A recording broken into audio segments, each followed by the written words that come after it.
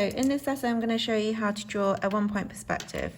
With one-point perspective, everything leads to one vanishing point, and the vanishing point has been marked out on your worksheet already. Okay, I'm going to quickly show you how you can draw a room using one vanishing point. Okay, I might use a pen to demonstrate some of the outlines just so it marks out what's what. So the first thing you want to do is mark out your vanishing point like I have done here. The next thing, I want to think about what I want to draw in my room here, and it's up to you what you guys want to do. Look at these ideas and see what you want to do. You can make it as anything as complex as you want. Okay, so first things first, remember the basic rules. All vertical lines will need to be parallel to each other. So the first thing I want to do is add a window because I'm inspired by this particular design. Okay, so using a set square, as you know, there's a 90-degree angle, so whenever I line it up against something like a vertical line, I am guaranteed a straight horizontal line. Okay, so I'm going to mark it out here, and then I'm measuring as I'm going along. So let's say I want this to be 1 centimeter apart from this line, and then I want the same from this side, so I would make a mark like so.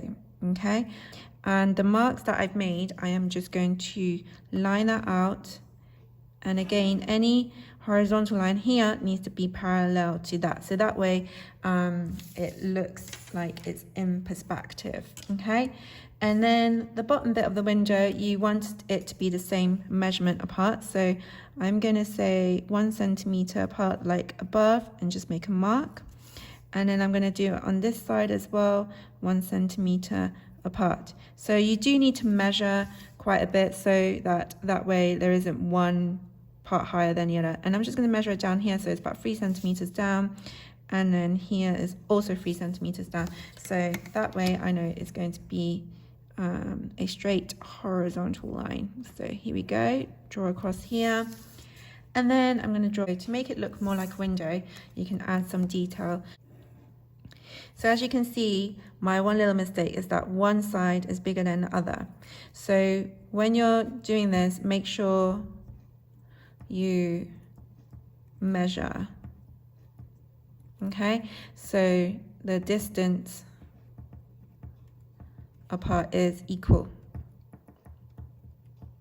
Okay, so make sure you measure it out so you don't have one side bigger than the other side.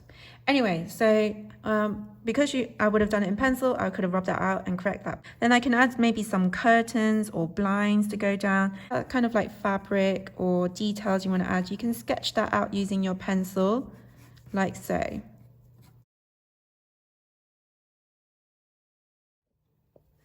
Okay, so the next bit is talking about vanishing point. As you can see, the vanishing point, the perspective line always goes back to a vanishing point. That's the second rule that you need to make sure you remember. So when I line it up against these lines, it's quite diagonal, that means they are going back towards a vanishing point. Even these lines at the top here and here, and it's important that you follow these basic rules in order for it to look like it's in perspective. So first thing, before I add the tables and chairs and so forth, you need to add perspective lines. So I'm just going to add perspective lines going down, and these are my construction lines, so I need to draw quite lightly without pressing hard. Okay, think about how big you think your table is going to be, how big you think your chair is going to be. So that's what I'm kind of just estimating the distance where the chair should go, where the table should go, and so forth. And it doesn't matter how many perspective lines you got in there, as long as you've got perspective lines to help you and guide you of where the lines need to go. And that's the whole point of perspective lines. Okay, look carefully and see whether that looks like the same distance apart. You can even get a ruler to measure the distance apart from that point, from here to here and here to here. Okay, so I'm just going to add in my table. So my table is about this high against the window, shall we say, and then I want to end the table around this point. Okay, and I just want to make sure that it is going to be parallel to each other.